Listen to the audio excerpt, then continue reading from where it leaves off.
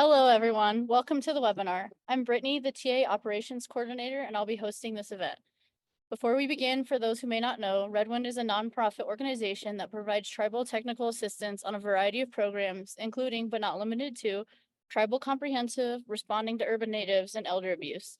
This ranges from policy review via email to site visits. You can also visit our website at www.red-win.net for additional information on services we provide, upcoming events, and resources such as handouts and guidebooks that you can download. This webinar is part of our Tribal Governments Program TA project. This event has captioning, which you will need to manually turn on from the menu. If you have any questions or comments, you can put them in the chat box or the QA section, or you can click the hand icon. If there are any tech issues, you can send me a private message and I will try to help you get them resolved.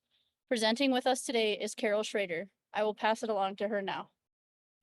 Thanks, Brittany. And thank you, captioners. And thank you, everyone who's here with us today. I'm very excited to be here. I want to thank those of you, too, who, when you registered, included questions or issues that you're interested in hearing about, and I will integrate those into our conversation today. I just wanted to mention that I seem to have some allergies or something going on, so there may be some sneezing or tissue action going on, but that may be a cough drop. I want to invite you to ask questions as we go. We have plenty of time for questions, and I'm so glad that Brittany's going to help me with those. A couple of you asked if we would cover issues related to mental health care, HIPAA, and other work with patients. And this webinar will focus more on advocacy, but I wanted to let those of you know who are in that field or have questions about how what we're talking about today might compare with HIPAA and other things, to know that the Victim Rights Law Center, where I work, has a comparison chart that lines up HIPAA, the basic provisions of HIPAA confidentiality beside VAWA confidentiality, beside Title 10 and FERPA. So if you're interested in that sort of detail, know that we have that, and I would be glad to send one to you. I am Carol Schrader, and I work for the Victim Rights Law Attorney. Well, no, I don't. I work for the Victim Rights Law Center as a staff attorney. I'm a senior attorney here, and I work on the technical assistance team. And we're available if any questions come up today that you would like to talk with me about afterwards. I encourage that. We're going to have a high-level overview of confidentiality and how that works for tribal government programs. And so much depends on the tribe or the state and other issues that come up that we can't address today because I can't touch on all of those. But I welcome any subsequent conversations about that if you don't get your questions answered. I work in Portland, Oregon, and I want to acknowledge the traditional custodians of the unceded land here who lived and traded along the Multnomah and Columbia rivers.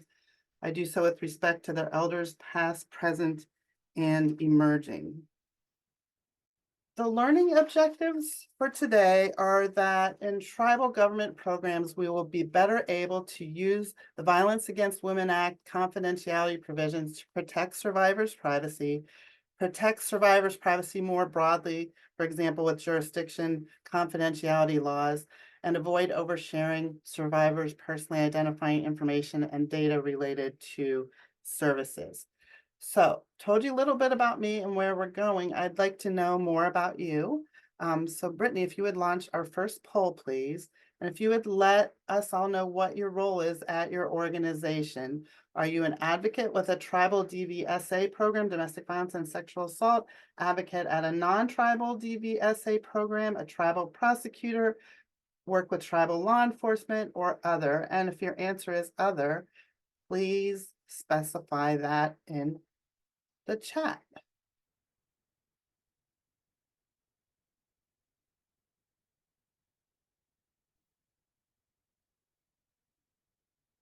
And Brittany, I want to let you know that I don't see the way I sometimes do, that as people vote, what's happening. So I'll need your help with letting me know when you think most people have responded. And then if you could share the results at that time, that would be great. Sure, we're about 81% people participated, and it looks like it's about done, so I'll end it. Okay, how many people are here today?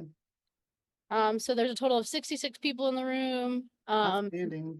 Advocate with tribal DBSA is about 65%, advocate at non-tribal 4%, and then 31% other. Oh. And looking at the chat, okay. I see the results now, thank you.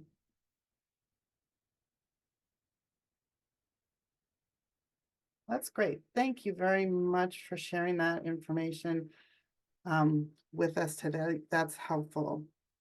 And then if you would use the chat to answer the question, why is survivor privacy important in your work? And I invite you to think about this personally and not theoretically. I think in the abstract, we can come up with answers pretty quickly about why it's important, but how do you see it being important in your work on a day-to-day basis?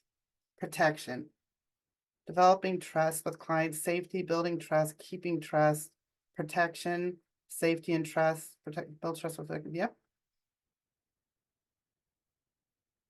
Yeah. Yeah. Building relationship, spiritual and emotional well-being. Great answers. Helps not to re-victimize the client, trauma informed to do it, is me adding on to that. Yeah. So I'm seeing a lot of trust, safety, respect. Yeah. Great answers. I will add to them that I think too, there's a piece about autonomy and that these stories aren't necessarily ours to tell, and making sure that we help a survivor keep those. And then another one that I'm not seeing in addition to the great answers with safety and trust and relationship is it affects our reputation in the community. People will learn if we're not keeping personal information private, and that may keep other people from coming to us for help. Thank you for that great engagement. I really appreciate your responses. So the first thing we're going to look at, and a number of you had questions about this, is how the Violence Against Women Act comes into play when we're working within or with tribal government programs. I want to say that although we're focusing on VAWA, my expertise is in that area. That there are similar confidentiality provisions with the Victims of Crime Act and the Family Violence Prevention and Services Act, VOCA and FIPSA. And if you're interested in seeing how those compare, we also have a comparison chart with those. That comparison chart just lines up the exact statutory or regulatory language side by side. It's a technical document, so you can see where the law is different with those. So if you're interested, feel free to request that. I'd be glad to send it out to you. One of you asked, we're focusing on sexual assault today. Does what we're talking about apply to domestic violence as well? And I would say, I would expect it's going to apply perhaps all the time. The VAWA confidentiality provisions apply to victim service providers who are working with survivors of domestic and dating violence, sexual assault, stalking, human trafficking. And so it has broad applicability in that way, so I would expect it would. So before we go deep on VAWA, I have a scenario, and then there will be poll questions afterwards. So here's the scenario. Lee is a reservation's DV shelter advocate. Sally, so right away we're jumping into DV. It would work with SA too. Probably should have changed that to SA, but think of it either way. Sally is a survivor who needs somewhere to stay for the next 3 nights, but the tribe's shelter is full. After Sally leaves the office, Lee calls shelters outside of the reservation to find a place for Sally. Lee finds a shelter with only 1 bed left for the night. The shelter asks for the survivor's name to check their list of people excluded from the shelter and to reserve the bed. The questions for you in the poll are, may Lee tell the off-reservation shelter Sally's name so Sally can be pre-screened and the off-reservation shelter can hold the spot? And your choices are A, of course, Sally needs the spot now. B, no way, that's private information and only Sally may share it. And maybe Lee may share it if Lee has an appropriate release of information from Sally. So please pick what you think is the best answer to this question. And Brittany, let me know how it goes.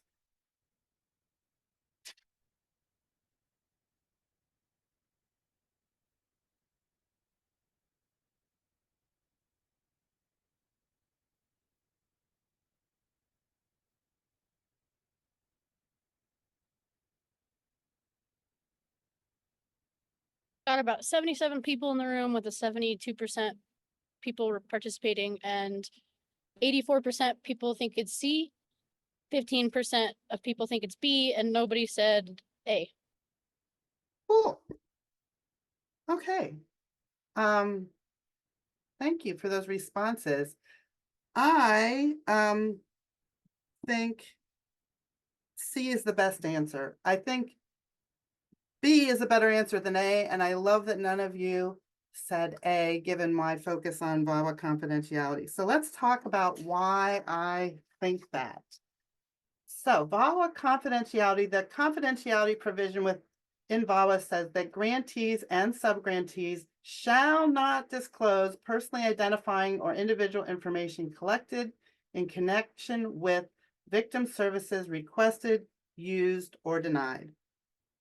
And that, and this language, as I mentioned before, is similar with VOCA and FIPSA, excuse me. And the language here is from 34 USC 12291B2.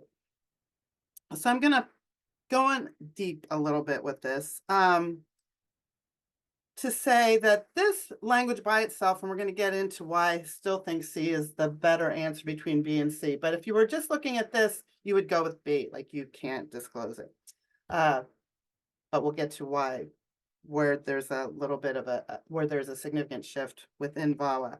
I wanted to highlight that these provisions only cover grantees and subgrantees. So those are people funded by the Office on Violence Against Women in connection with victim services. So I wanted to focus a little bit on how VAWA defines victim services and how that's relevant for today's training.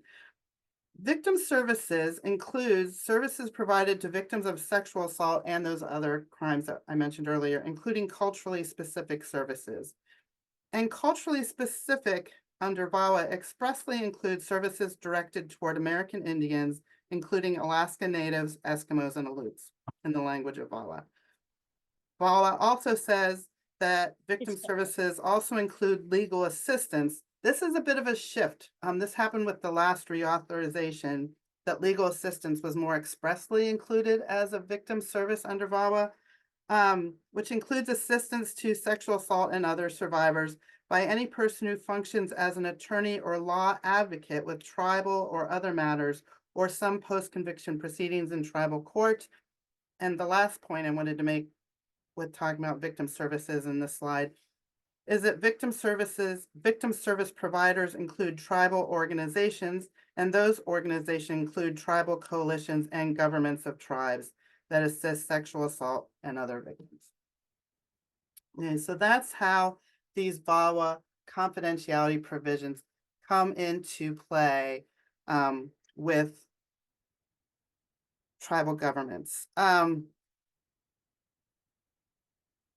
then I lastly want to highlight before we move on from this slide that this service is requested, used, or denied. So if someone comes to you for services, if you fall within this grantee and subgrantee and victim services framework, even if you can't give them services because there's a conflict or you're at capacity or for whatever reason, you still need to protect their personally identifying information. It's not just people who you're providing those services to. It's if they've been asked for, used, or even if they've been denied.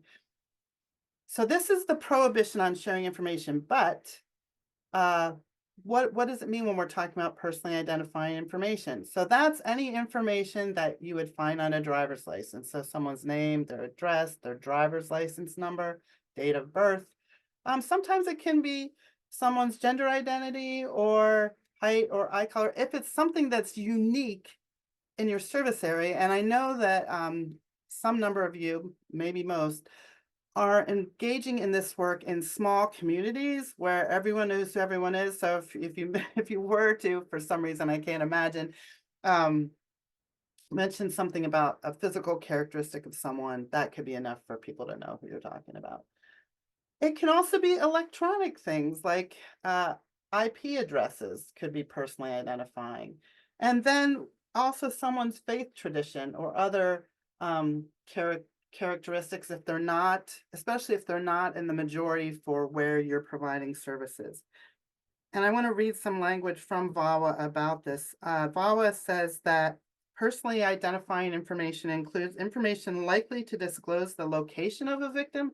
That becomes especially significant if you're providing shelter-related services, and any other information, including date of birth, racial or ethnic background, or religious affiliation that would serve to identify an individual. So it's important to be very careful that whenever you're talking about someone that you're serving or didn't receive your services but came to you for them, that you're not revealing personally identifying information in order to honor your VAWA confidentiality requirements. We'll talk in a little bit later about jurisdiction-specific confidentiality, but within the VAWA context. So I mentioned that there are some exceptions to this "you shall not share the information," and those are if you have written and informed consent of the survivor. So in that earlier example, if you had a VAWA compliant release, at least for VAWA purposes, that would be um, enough that you could share that information because it's not our information. It's the survivor's information. So if they want it shared and they've given you informed consent, then you can share it. If there's a statutory mandate that you share it, what this typically looks like is mandatory reporting of child abuse or elder abuse or any kind of abuse where this, if you're in a jurisdiction that requires you to share that information, then VAWA allows you to share it. We'll talk more about mandatory reporting in a moment. And then lastly, a court mandate.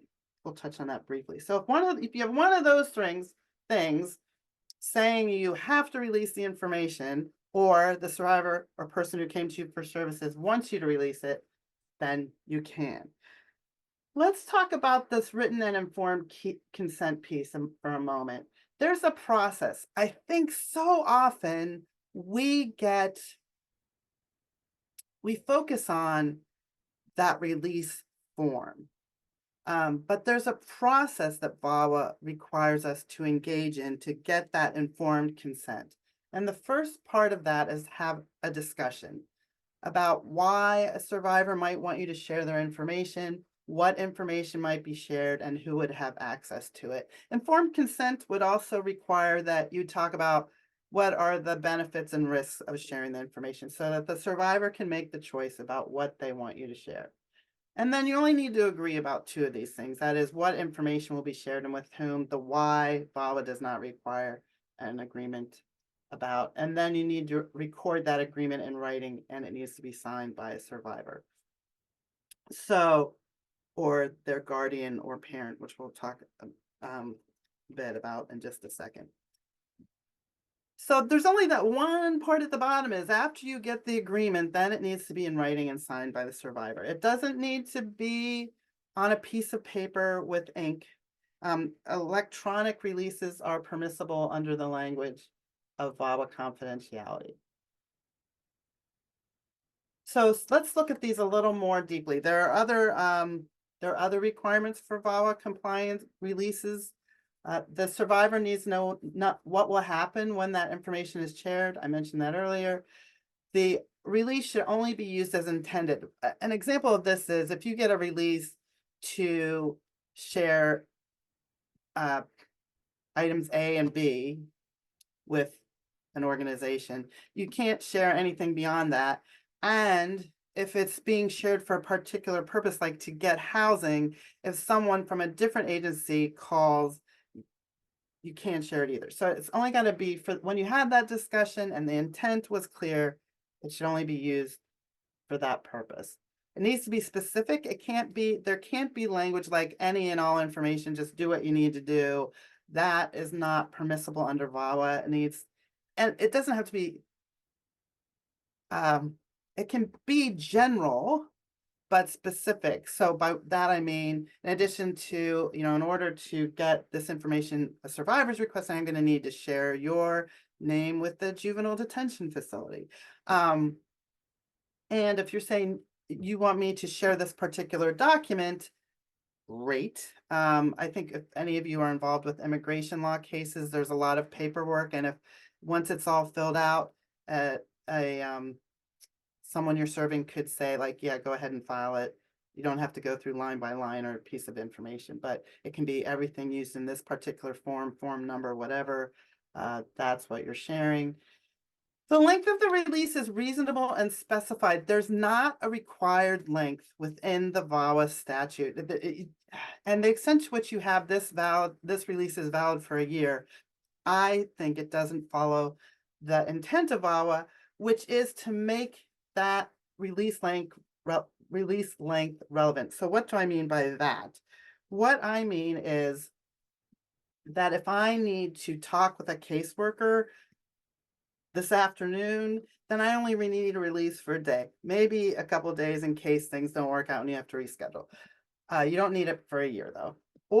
But on the other hand, if you're working on a case that you know is going to take a year, then it's reasonable to have a release for a year. So it depends on the purpose of the release, what that length is going to be.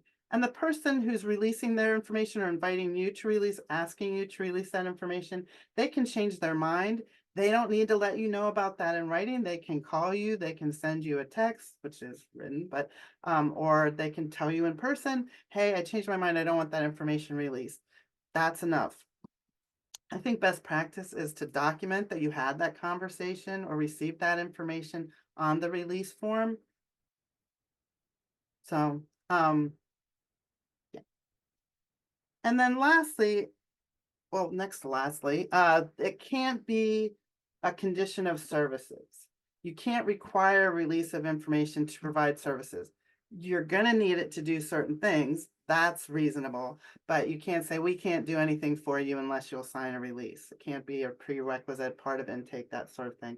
And then lastly, as mentioned earlier, it needs to be written and signed. BRLC has a model release form. We have one that is in plain language that some organizations just use that as their regular all the time release, which makes sense to me. We have one that's bilingual, English and Spanish. And then we have our same one that's in English and Spanish, just in English. So if that would be useful to you, please request that and I will get you one. So who signs the release? If the victim is able to consent to services where you work, only the victim. This makes sense on its face, and when you're working with minors can be something you need to think through, whether or not a minor is able to legally consent to your services. If they have legal capacity, that can require some analysis. And if they don't, then the minor victim and the non-abusive parent or guardian needs to sign. Another tricky area of practice is when how do you establish non-abusive parent or guardian? There are ways, like it's helpful if you have a restraining order or other legal determination. And it's not always clear. If a minor is incapable of knowingly consenting, let's say they're 2, as an example of how a clear example of someone we would expect doesn't know what's going on with the release. What are you asking me to do here? I don't even have a signature.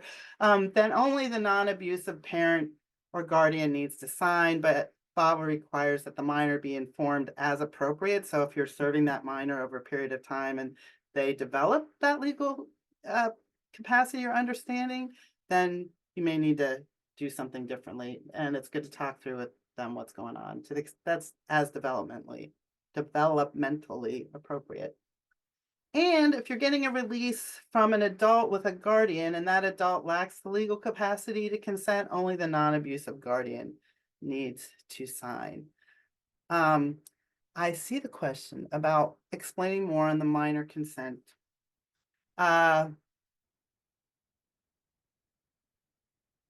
it's a tricky analysis. I will say a little bit about it, but it's so jurisdiction specific that I might invite you, if my explanation is unsatisfying in the end, to reach out and um, we can talk about it more specifically. But just to say that what we're looking at is, I have not yet seen a jurisdiction that says a victim may consent on their own for victim services. I have not yet seen that statute.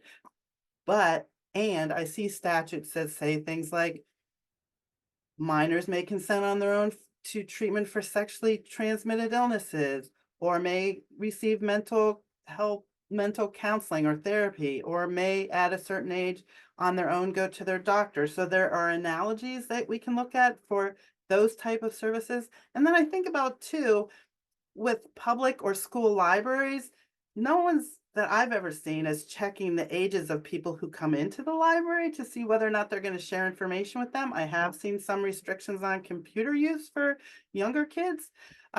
But is what you're doing providing information, or is it more like counseling? And what do the laws in your jurisdiction say about that? Interesting about Washington, I would have a question about, now, is a release a legal document? Maybe it is. I'm always, my bias to be transparent is I know that sexual assault happens disproportionately to people who are between the ages of 12 and 22. So I know there's this need,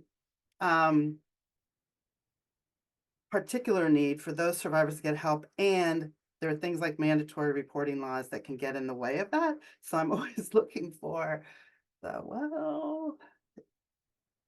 what's the exception? So I would look at that reproductive and behavioral health. And I think the question would be, are your services like that? Or are they different? And can you get a lawyer or an AG's opinion or something to support that? Or consider it a legal analogy. So see, here I am going deep on this, but just, I'm glad to talk about what's going on in your jurisdiction. And if you happen to be West Virginia, I'm going to be doing a training in July on minors and confidentiality, and we'll go deep on West Virginia law for that. I'll also be doing, yeah, that's the best example. I'm going to stop there. All right. I'm going to move on. Please keep engaging. I love that. So there is in the VAWA regs a discussion about multi-service organizations, including tribes and tribal governments, and whether they are required to have a release of information to share information within the organization. So here's a scenario to get to this. I'm gonna, after the scenario and poll, we're gonna get into this a bit, and I'll explain what I'm talking about. But here's an example that might set the stage for where this comes up. Tribal auditors ask Lee to randomly pull 10 client files for them to review so they can confirm grant funds have been used appropriately. May Lee give the auditors the files? That your choices, you only have two choices. The first one is no way, they contain personally identifying information, or B, of course, auditing is necessary function of making sure grant money is spent appropriately.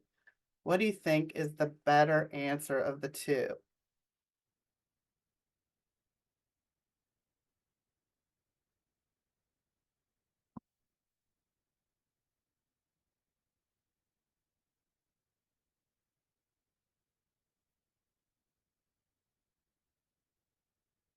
Brittany, I'm flying blind here still. So if you could let me know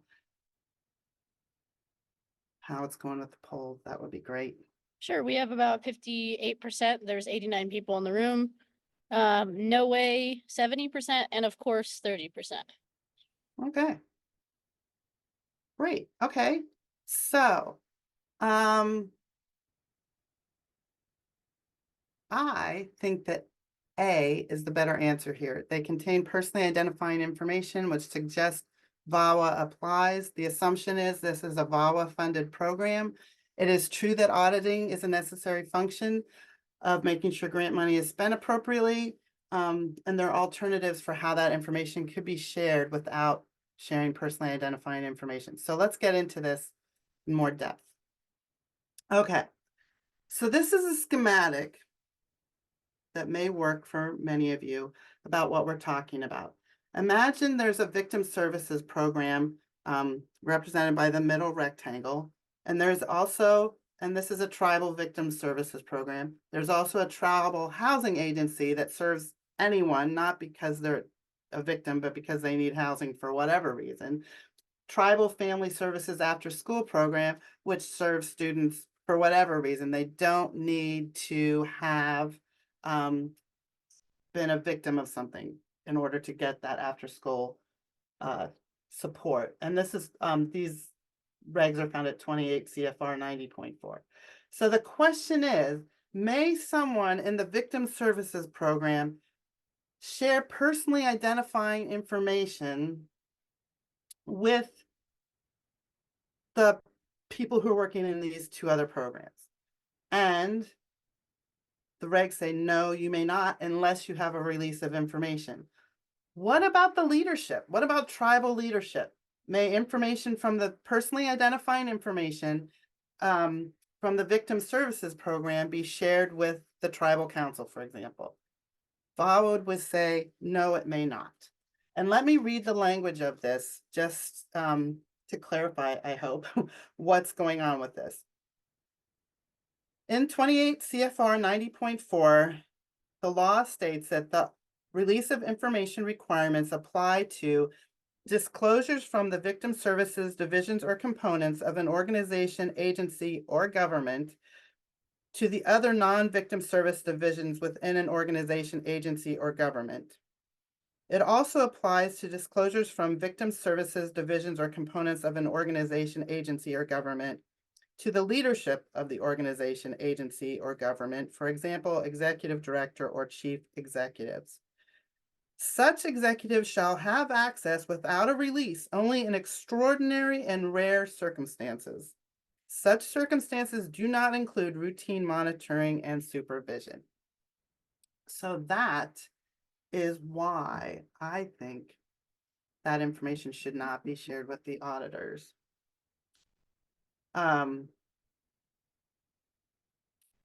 This is where I end talking about releases. So if you have any release questions you want to ask at this point, I see that there is a question that one of you have asked in the question and answers, which is, can a victim survivor send a text message and use as an ROI? So how I'm reading that question is, you're serving somebody and you're like, oh, we need this release. Can they text it to you? So like, I, Carol, give you permission to release my name, address, and phone number to whomever. I think if you can get a signature on that text, then I think it would meet the requirements of VAWA for a release. You need that written information and the signature. So I think the signature might be the trick, but maybe that's easy with text and I just don't know how to do it. Yeah, that statute, the CFR for what I was just talking about with the VAWA release, the current slide is at the bottom of the slide above the blue strip with the 28 Code of Federal Regulations, section 90.4. So I'll type it up too, in case that would be useful. I'm not going to put the section mark in because I'm just not that skilled. All right.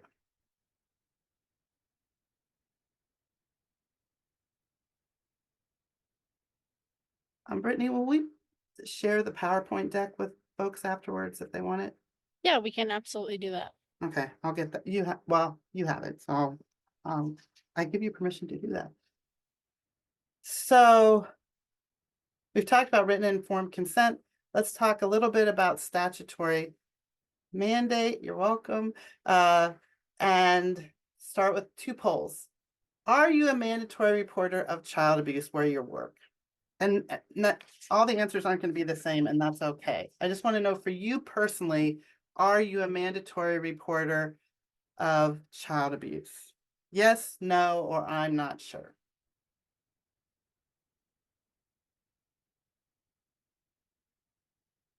Got 90 people in the room and 67 participated. about 90% yes, 10% no, and 1% not sure. Okay, great. And then this next poll is very similar. Are you a mandatory reporter of abuse of an elder or an adult with a disability? Yes, no, I'm not sure.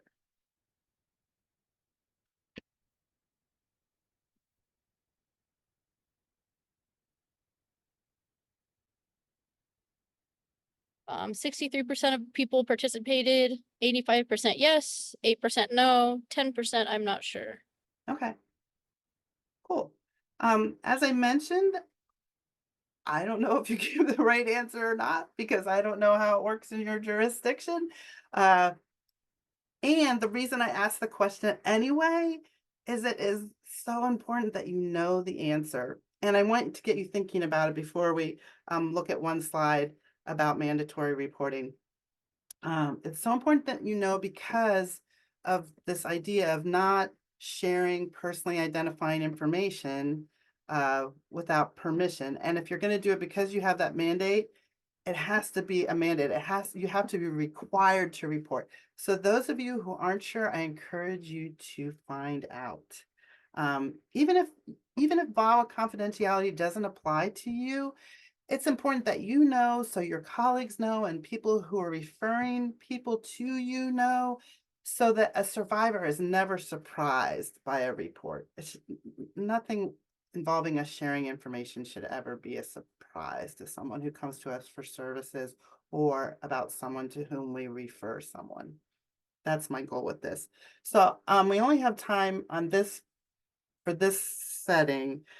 For me to share that we have this is in a minor's privacy toolkit.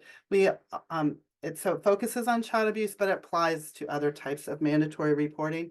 And just want to highlight that the first question is, are you a mandatory reporter? So are you on that list? That does not end the analysis. You need to know when you're in a particular situation with a particular client, is the survivor someone whose abuse must be reported? Do they meet the definition of elder in your jurisdiction? Have they experienced child abuse in this case, as your statute defines it? Often it's abuse by someone who's a parent, guardian, or custodial person.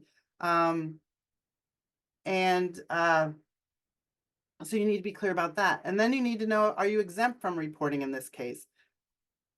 Probably not, but sometimes privilege, attorney privilege, physician privilege, uh, maybe a victim advocate privilege, but that one's not so common, may exempt you from reporting even if you otherwise were in the case. And then lastly, if you have to make a report, what does the statute require of you to report? And you can't report more than that because then you would be going beyond the statutory mandate if you're receiving VAWA funding and therefore not be allowed to share that information.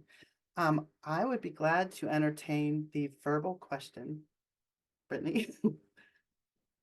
Hi, Eileen. You should be able to talk, Eileen, if you unmute.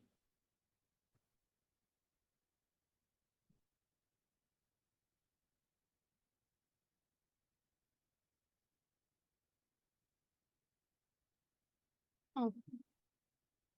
You are unmuted, but I don't think we can hear you. I cannot hear you.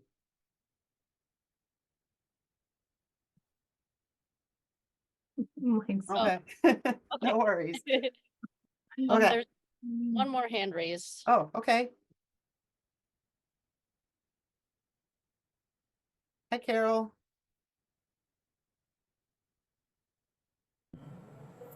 We had a woman in the shelter with 3 children, and she was very condescending to them, and we swear we heard her hit one in the head, and actually another resident reported it to us after we thought we heard it because we were in the unit manager office.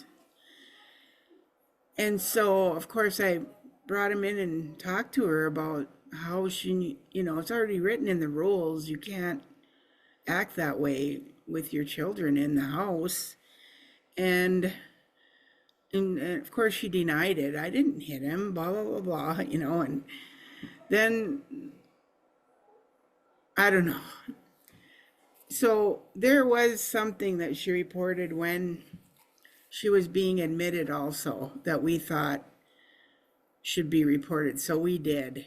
I mean, we just did because she was afraid that maybe the father was abusing the daughter. And actually one of the kids reported that. So we reported that. But what about this behavior towards the kids? You know what I mean? No, sorry. We eventually had to ask her to leave because she kept doing that. And we found another shelter for her to go to Mm-hmm. because we couldn't tolerate it anymore, you know. No, everybody was like on edge, you know. Mm-hmm. Mm-hmm. So Yeah. I just wondered about that. Yeah, great question. I can't answer in part because I don't know where you work, and you don't need to tell me because if you No, did, I wouldn't have time to go into the I analysis with know. you, but I'd be glad for you to call me. But what I love about this question is that you bring three different points up, Yeah. at least tangentially, which is great. So as far as whether or not uh the report you made, do you receive OVW funding? Yes. Okay, so whether or not the report you made is consistent with VAWA would depend on whether there's a statute where you work that required you to make that report. So It that's, does. but that's, We do have that mandate, so okay. we're So, we are all mandatory reporters. okay, so it may have been consistent with that. And you can have rules. Um, the other thing that I find interesting about this is that you had clear rules about this, which wouldn't be a statutory mandate or a court mandate, but that you, if the consequences are clear in the rules, then it becomes more of a, from a legal perspective, maybe a contract case. And then I like that you brought up, just for the sake of learning, that another resident reported, and want to say that these VAWA confidentiality provisions, they only apply to us as the victim service provider. So it doesn't mean Okay. that a survivor or another independent person can't report things. It's just what we can do as VAWA funded victim services providers. So Okay. Okay. great question. Thank you for asking it. Good. Okay. So we looked at briefly written and informed consent and a statutory mandate. And then just want to briefly touch on this third point for the sake of completion mostly, what a court mandate is. And the court mandate is a court order or case law. So you may have case law in your jurisdiction that establishes that you have to do certain things. So that's covered by a court mandate. And also indirectly, through court orders, if any of you are attorneys, at least the attorney's ethical rules in some jurisdictions, if not all jurisdictions, and we have the research on this if you have a question about it, the ethics rules would be considered court mandates. So, and this came up when there was a case that the attorneys have a duty to stay in communication with their clients, and someone's client ended up in prison unexpectedly. And the question that the attorney had was like, well, how can I contact my client without telling the prison their name? And so we looked at an analysis of that, and have determined that at least in certain jurisdictions, and again, we could tell you for your jurisdiction, a law firm researched this for us for all the populated jurisdictions in the country, state, district, and territorial, not tribal. We could answer that question. So those are the three exceptions to VAWA confidentiality. So what happens if, say, with mandatory reporting, like Carol was talking about, you make that report, maybe the person in the shelter, I don't know, didn't know you were going to make the report. What does VAWA require? So that's the topic. Here's a scenario to cover it. Lee is a mandatory reporter of child abuse. Ali is a minor. After Ali leaves Lee's office, Lee learns that Ali was abused by a parent. Lee is required to report this abuse. The question for you in the polls is, what steps must Lee take after reporting some of Ali's personally identifying information? Lee needs to tell Ali that their information was reported if Lee can reasonably do so. Lee needs to protect anyone affected by the report. C, Lee doesn't need to do anything because Lee was legally required to report it. Or D, Lee needs to do both A and B. What do you think?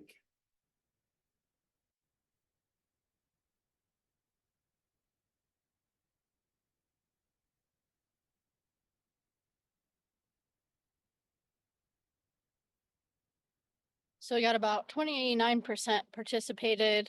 It's still coming in. So 50% say both A and B, 24% Lee doesn't need to do anything, 5% Lee needs to protect anyone, and 21% Lee needs to tell Ali.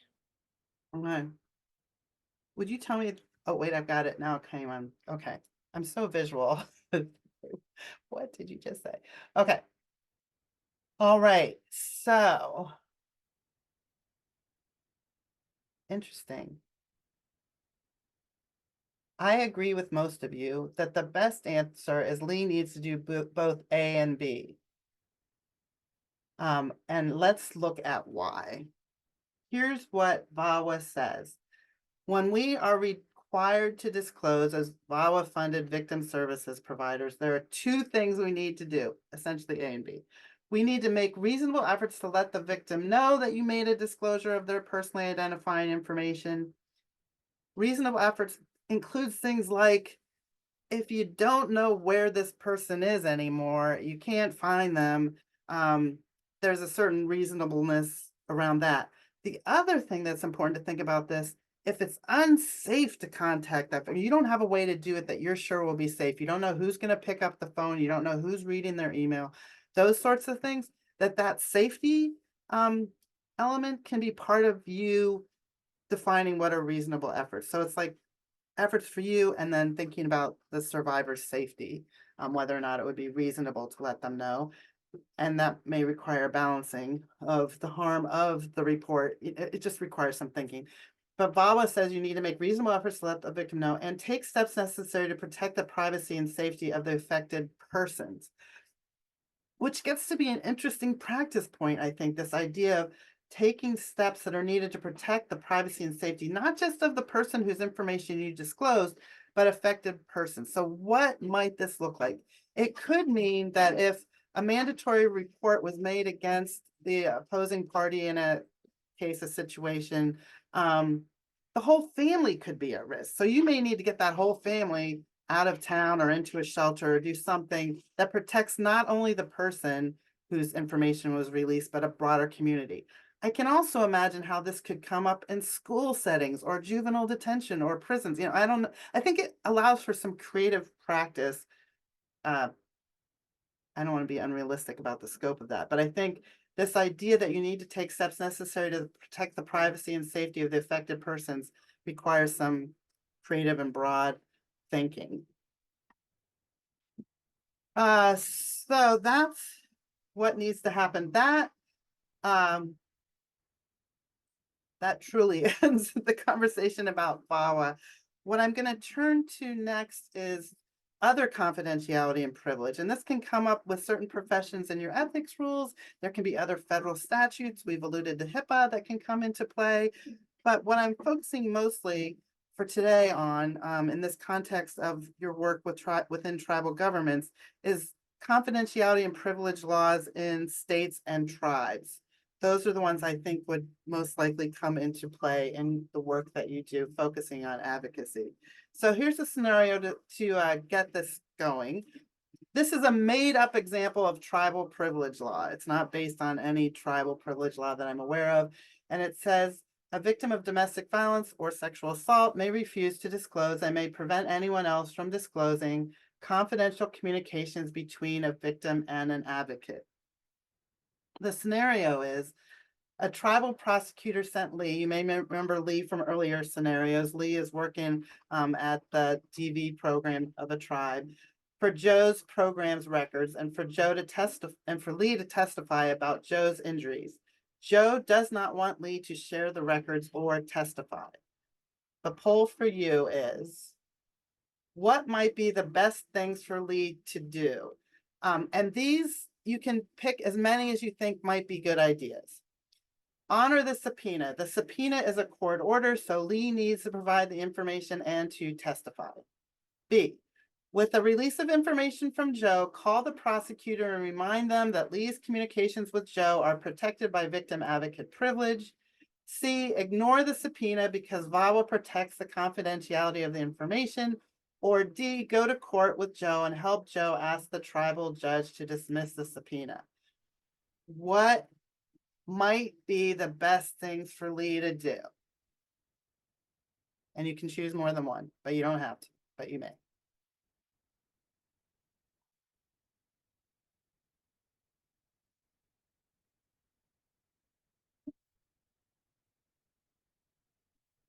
Got And I about don't know how anyone answers the question, so like there's no, you can just go out there boldly and answer what you think is true.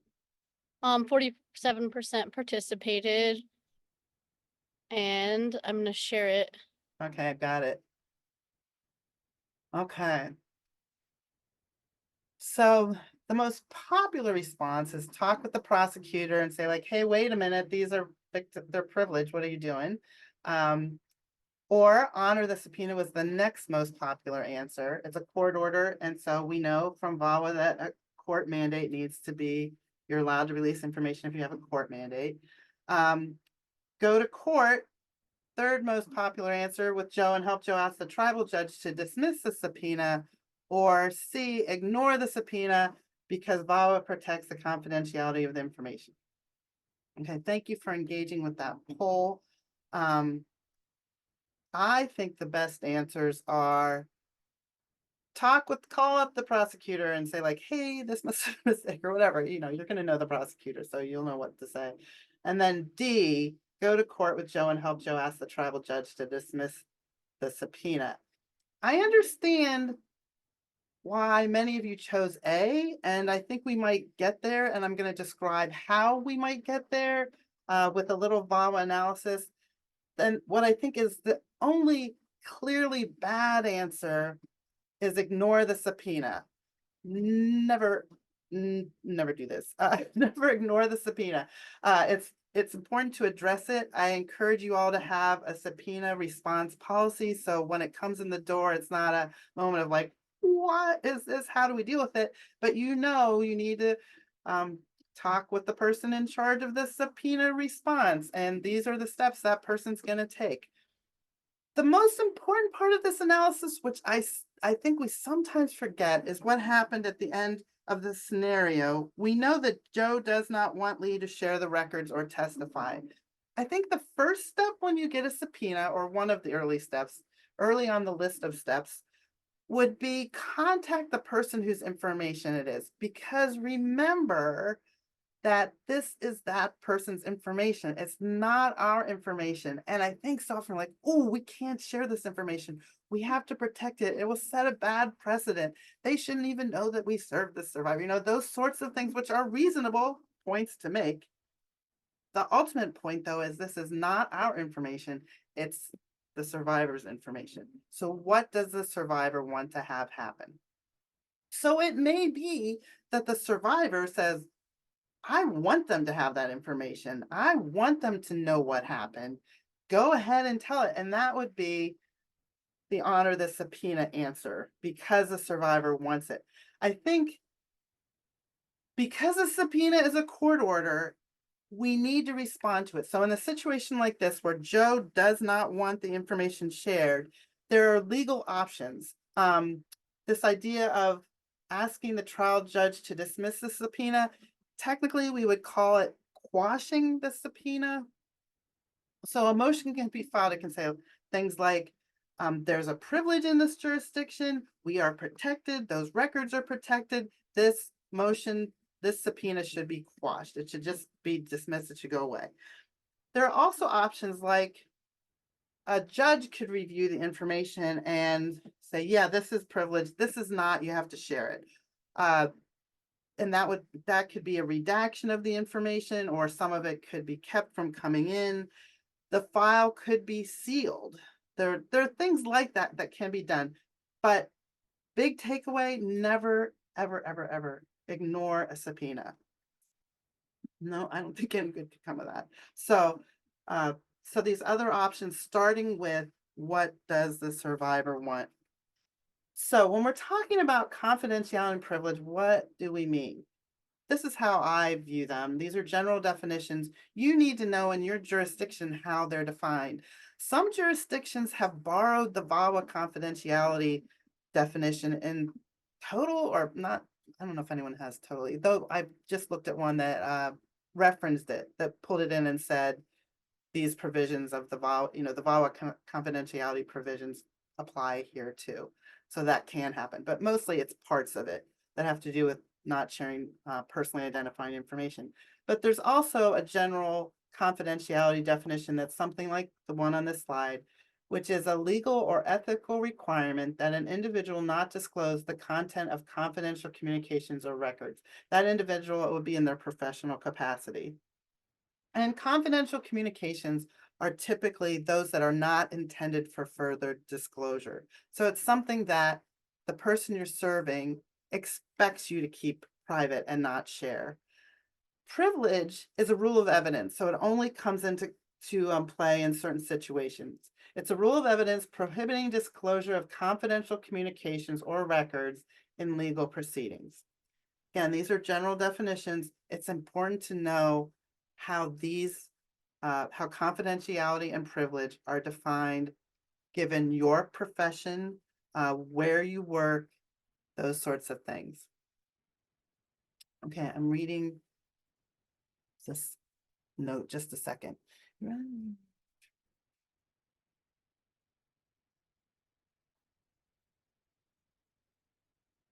Yeah, that is all true. Great point. Thank you, Renee.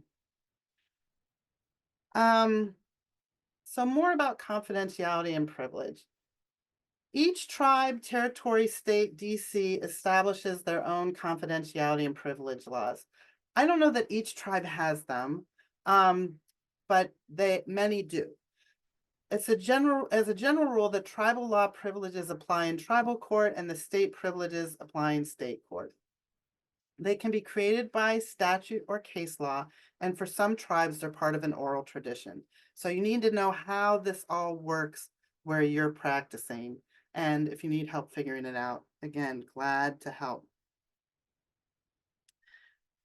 So that's my brief summation of confidentiality and privilege in various jurisdictions where you work. You need to know what it is. We have general privacy FAQs. We have minors privacy FAQs. We have clergy privacy FAQs for all the 56 populated jurisdictions. So if that would help you with your work, let me know and I'll get them to you for your jurisdiction. Now, a couple of you in your pre-webinar registration indicated that you work in small towns and reservations. I wouldn't be surprised if that's the case for many of you. And I think that there are distinct challenges with doing that. I recently was working as a victim advocate in Antarctica, which is very small and very remote. And at one point I felt like I should have taken some sort of covert ops kind of class because I was doing things like leaving symbols on my whiteboard on my door, things like that, which I think aren't covered by laws, but become practice points. This sort of work often involves remote work. So I wanted to talk a bit about that. And on the right here, you can see we have a document on protecting survivor privacy when working from home, a guide for OVW funded victim service providers. This is something we did during the pandemic lockdown, but I think it applies more broadly and may apply to your work. So if you want to see it, request that and we'll get it to you. Things come up like workspace privacy. So this isn't just your space where you're working from, but is the space where you're talking, if you're having a conference call or a phone conversation with someone, are they in a private, safe space? If you're doing a video conference, do you have your screen protected so people can't see from the side? Is the person you're serving able to access the screen in a way that people aren't seeing who they're talking with? You need to think about printing, shredding, and securing documents. These would be, you're focusing on paper documents, which I think we're using less and less frequently, but some of us are still using. So for example, at the VRLC, we provide direct legal representation to survivors of sexual assault, and part of our policy is that we can't leave a document unattended anywhere, even like in a trunk of a car. We're not locking up. It's got to be with, if you're moving that document, you have got to be with it at all times. How you shred, you want to shred in a way that you don't have these strips that could be easily taped back together again. It would be nice to have a finer shred. Think about those sorts of things. With electronic devices like your phone, it's important to have two-step verification to log in, and to be careful about caller ID settings, especially when you're calling out. It's best to not have your name or organization or phone number show up on someone's phone. And you might use headphones and other tools in shared spaces. Some of the basics. We work with the National Network to End Domestic Violence's Safety Net project. They have a lot of great resources on the specific tech stuff, but I just wanted to bring this up in this context of the work within tribal governments to just, it's really the tip of the iceberg, but but basic points, I think. So what happens when inevitably a data breach occurs? I want to say before I get into that, that some of us have an ethical, attorneys, for example, have an ethical duty for competence. And within a tort law context, we need to think about a reasonable duty to protect information. Given how tech works, I'm unaware of, there's not a way to be totally inaccessible to someone who wants to break into your data systems and stuff. But you need, that doesn't mean you don't have to take reasonable steps to protect that information. There is an OVW grant condition, which is actually a federal grant requirement, that everyone who receives federal funding has a written procedure to respond to an actual or imminent breach, and that they report an actual or imminent breach of personally identifying information to an OVW program manager. If they're receiving OVW funds, everyone has a different person. They need to report it within 24 hours. So that's a quick turnaround, especially on when those 24 hours start.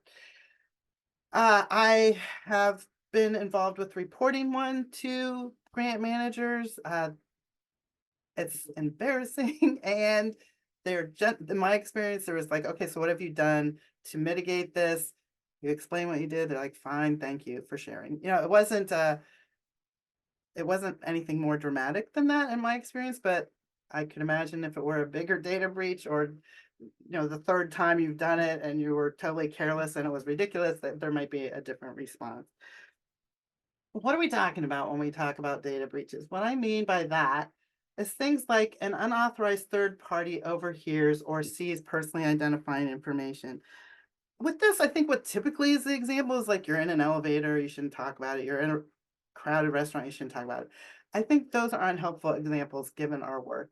I think a more relevant example is you're working at a family justice center, or you're working within a tribal government space, and there are other people around who aren't providing victim services. You need to make sure those people don't hear or see personally identifying information. I think that's where this can come up in our work more readily. And then also, if you're doing any sort of co-located services, you need to be particularly careful about this.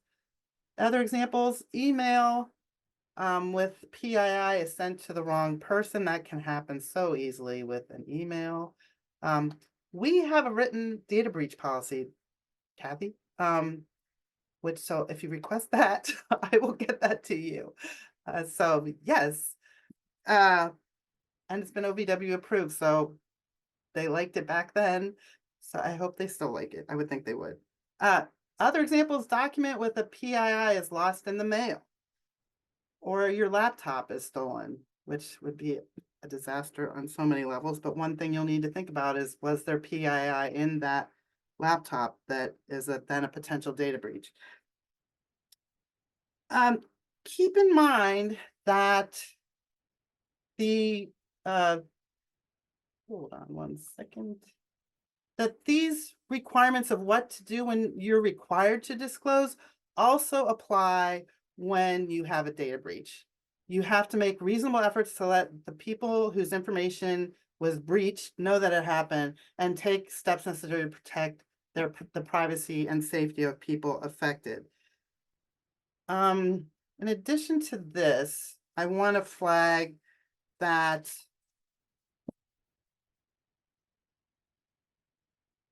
your jurisdiction may also have consumer protection laws that you'll see integrated into our model data breach policy, but you may need to look at those too. So if you could, if there's someone on your board or an attorney you have a relationship with who could help you with the jurisdiction specific stuff, you might reach out to them. And I might be able to find someone in certain jurisdictions who could help if that's something you're looking for. Okay, at this point, this is a good point. I've shared so much information. It may either been too much information or not the information you need yet. So I want to pause and give you a moment to ask questions if you haven't yet, or to share additional information about how you've found ways to navigate these sorts of issues that come up with your work in tribal governments. There is a question in the Q&A. It says, do you need to have an ROI for adding client information into a data system? Great question. What VAWA requires is with that data system that it's reasonably protective, given the standards, what's possible. Things are going to go in the cloud, but it has to be reasonably protected. If it is, you would not need a release because you should have confidentiality agreements in place with the provider. With your data system, there should be safeguards in place that your information is encrypted so that if someone's coming in to help, they're not going to see the list of everyone's name to the extent you can. I mean, that would be good. Those sorts of protections. So we at the VRLC have databases that we use both for TA and for our direct rep work, and we do not require a release, but we're very careful about how our phone systems and our data management systems and computers and that sort of thing work. What else are you wondering about?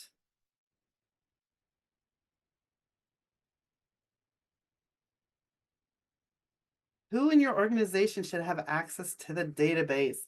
Great question. I love these questions. I think it depends in part on what your organization is. Is the whole organization only doing victim services? And you don't need to answer it, so you can if you want to. Is the whole organization only doing victim services? So is the organization itself a victim service provider?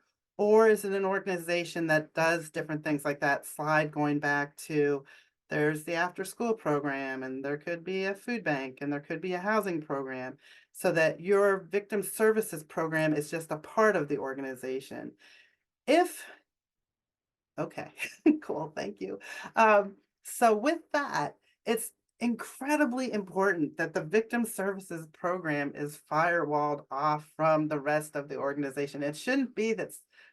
What I would love to see is that within that organization, there's not a way from someone from the housing component could accidentally or intentionally be in the database, like looking for John Smith instead of Joe Smith, and let's say Joe was served by the victim services program and John was not, and they come across Joe Smith's name, like, oh, that's interesting. Joe's been served by the victim services program. I wonder what's going on there. Like those sorts of things are important to have separated. Hours and grants, I think that I would focus on the personally identifying information, the people's names. I think if have information, if people are accessing that we, under our VAWA grant, we provided 200 hours of service to 50 people. None of that is personally identifying. If it's aggregate information, VAWA does not require a protection. HR department. Okay. Maybe we should talk, because I'm wondering how the HR department, I hope would not have access to the victim services personally identifying information. In our organization, we, even though we're all victim services, so we're not a multi-service organization, even with that, we are intentional about saying, like, when you're returning an invoice that maybe a contractor attorney outside the organization worked on, it should not have the client's name on it.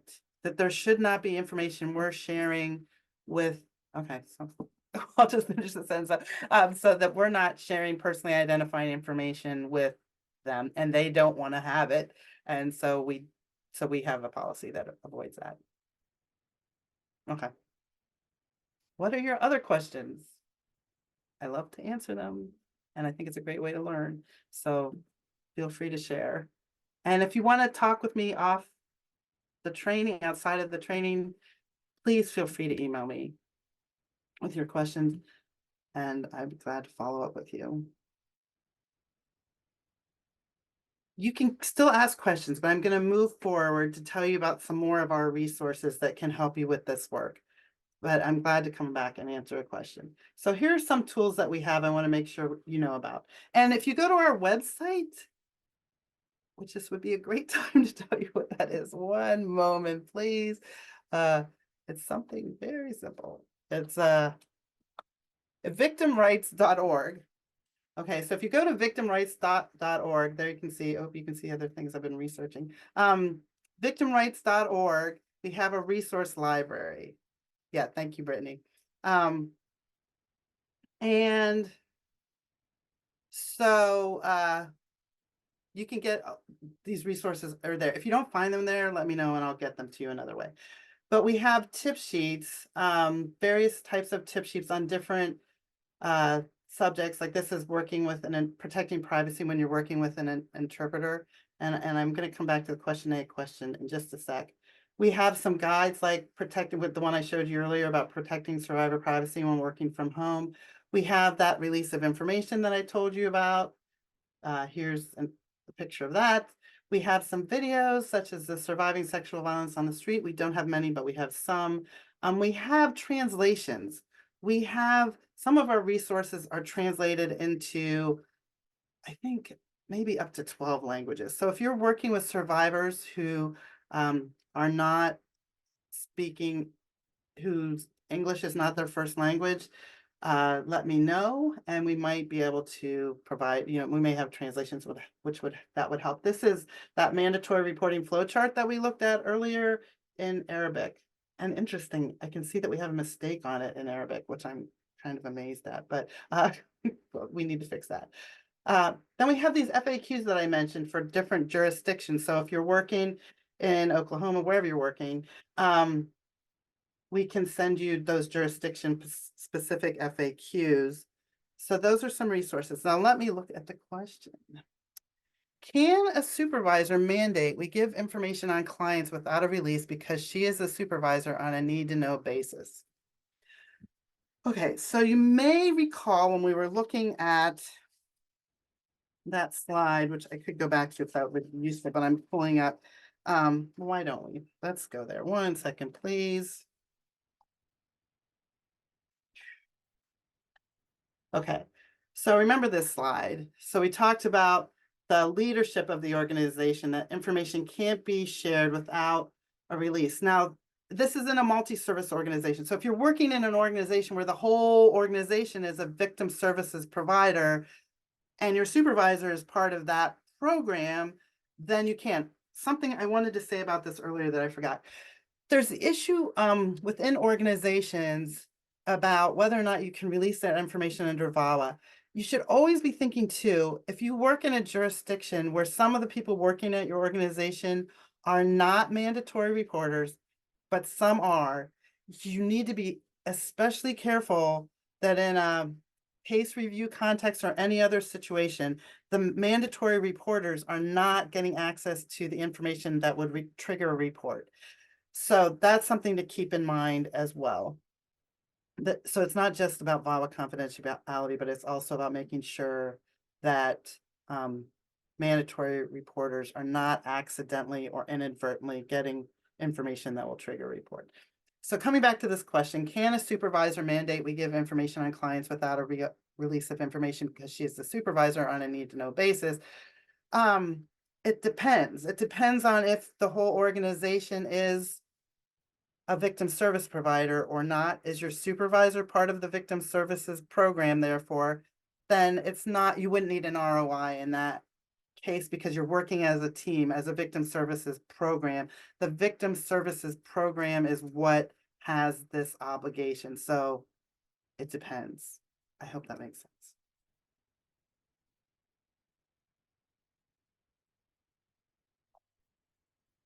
Okay. One moment, please. All right. Okay.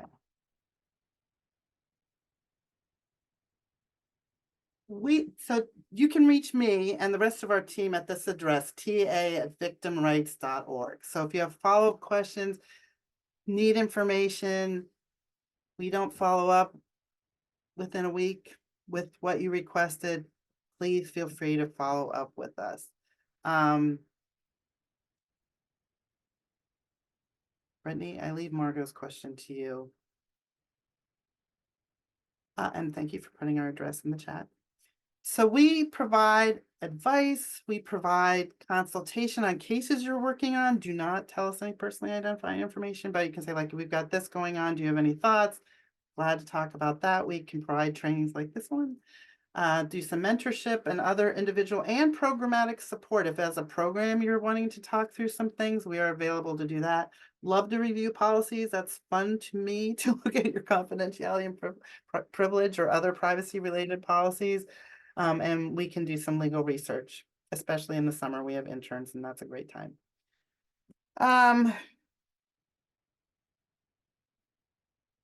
So I'm at the point of wrapping up. So if you have any other questions that you want to ask during the training, now would be the time. I have so enjoyed being involved in this training with you. I've appreciated your questions and your engagement.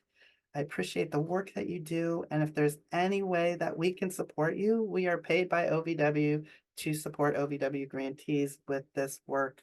So please do not hesitate to reach out. Y'all are going to have access to our PowerPoint. We'll probably send you a PDF of it. So we ask that you don't use it without our permission, and you can also ask for that at that ta@victimrights.org address. Anything else? What would be good to talk about now?